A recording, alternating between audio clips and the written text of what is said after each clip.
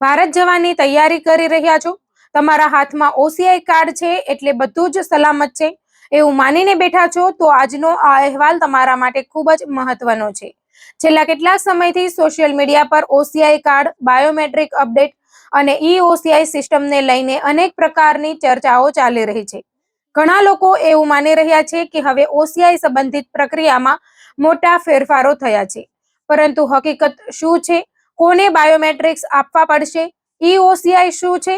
જો તમે America, Canada, UK, Australia અથવા વિશ્વના કોઈ પણ દેશમાં રહેતા ભારતીય મૂળના વ્યક્તિ છો અને આગામી મહિનાઓમાં ભારત જવાનો પ્લાન બનાવી રહ્યા છો, તો આ અહેવાલ અંત સુધી જરૂર જુઓ, કારણ કે અહીં અમે સત્તાવાર માહિતીના આધારે તમને દરેક મહત્વની વાત સરળ ભાષામાં સમજાવીશું। ભારત સરકારે છેલ્લા કેટલાક વર્ષોમાં ઇમિગ્રેશન અને ઓળખ ચકાસણીની સમગ્ર વ્યવસ્થાને વધુ ડિજિટલ અને સુરક્ષિત બનાવવાના પ્રયાસો શરૂ કર્યા છે। એ જ દિશામાં ઓસીઆઈ સેવાઓમાં પણ આધુનિકીકરણ કરવામાં આવી રહ્યું છે। હવે ઘણા નવા ઓસીઆઈ અરજદારો માટે બાયોમેટ્રિક્સ એટલે કે ફિંગરપ્રિન્ટ અને ચહેરાની ઓળખ અથવા અન્ય જરૂરી ઓળખ પ્રક્રિયાઓનો સમાવેશ કરવામાં આવ્યો છે।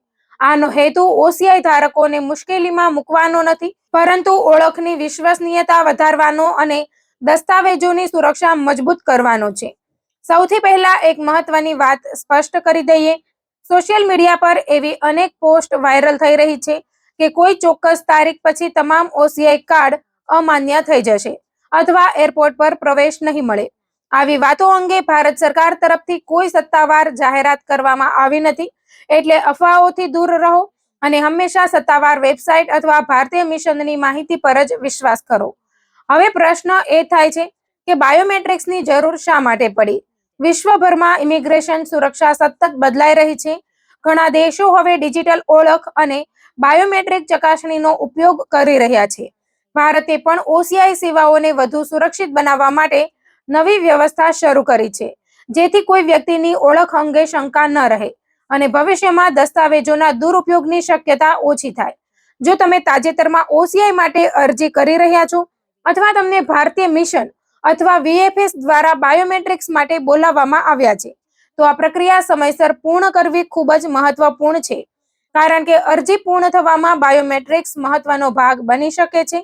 જો સમયસર જરૂરી કાર્યવાહી નહીં કરવામાં આવે તો તમારી અરજીમાં વિલંબ થઈ શકે છે અને મુસાફરીના આયોજન પર તેની અસર પડી શકે છે। ઘણા લોકો પૂછે છે કે શું જૂના ઓસીઆઈ કાર્ડ ધારકોને પણ તરત જ બાયોમેટ્રિક્સ આપવાના રહેશે? તેનો જવાબ દરેક કેસમાં એક સરખો નથી। આ બાબત તમારી અરજીની સ્થિતિ, વય, દસ્તાવેજો અને ભારત સરકારના લાગુ નિયમો પર આધાર રાખે છે। તેથી સૌપ્રથમ તમારી ઓસીઆઈ સ્થિતિ સત્તાવાર પોર્ટલ પર તપાસવી જરૂરી છે। હવે વાત કરીએ ઈ-ઓસીઆઈ સિસ્ટમની। ભારત સરકારે ઓસીઆઈ સેવાઓને વધુ ડિજિટલ બનાવવા માટે ઇલેક્ટ્રોનિક ઓસીઆઈ વ્યવસ્થા શરૂ કરી છે।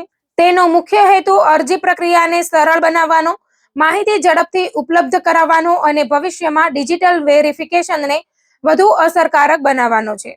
ઘણા લોકો માને છે કે ઈ-ઓસીઆઈ આવ્યા પછી જૂના કાર્ડ તરત જ રદ થઈ જશે, પરંતુ આવી કોઈ સત્તાવાર જાહેરાત કરવામાં આવી નથી। જો ભવિષ્યમાં કોઈ નવી માર્ગદર્શિકા જાહેર થશે તો તે અંગે ભારત સરકાર સત્તાવાર રીતે માહિતી આપશે। જો તમને બાયોમેટ્રિક અપડેટ માટે સૂચના મળી હોય તો વિલંબ કરશો નહીં। સૌપ્રથમ તમારી નજીકના વીએફએસ ગ્લોબલ સેન્ટર અથવા ભારતીય દૂતાવાસની વેબસાઇટ પર જઈને અપોઇન્ટમેન્ટ ઉપલબ્ધ છે કે નહીં તે તપાસો। પ્રવાસની તારીખ નજીક આવે તેની રાહ જોવાના બદલે શક્ય હોય તેટલી વહેલી તકે સમય બુક કરવાનો પ્રયાસ કરો। ખાસ કરીને રજાઓ અને તહેવારો પહેલા અપોઇન્ટમેન્ટ ઝડપથી ભરાઈ શકે છે।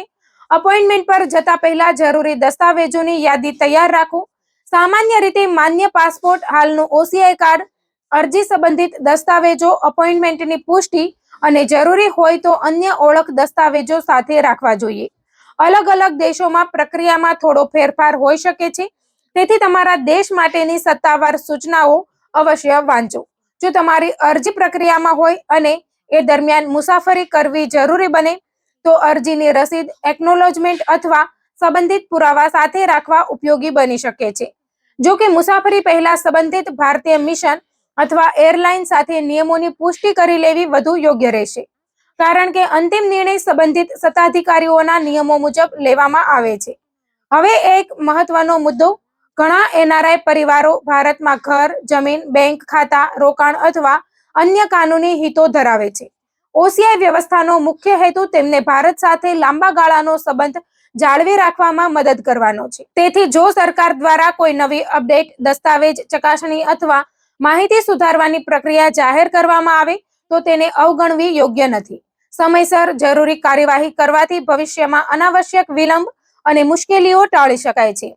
ઘણા લોકો છેલ્લી ઘડીએ અરજી કરે છે અને ત્યારબાદ પ્રોસેસિંગમાં સમય લાગતા ચિંતા વધે છે.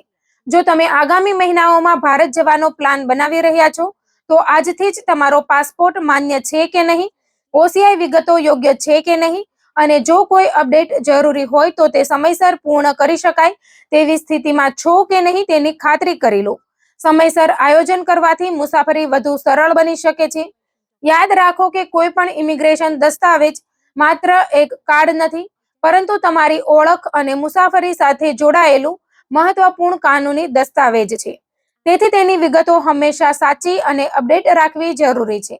નામ, જન્મ તારીખ, પાસપોર્ટ નંબર અથવા અન્ય માહિતીમાં ફેરફાર થયો હોય તો સંબંધિત નિયમો મુજબ જરૂરી અપડેટ અંગે સત્તાવાર માર્ગદર્શન લો.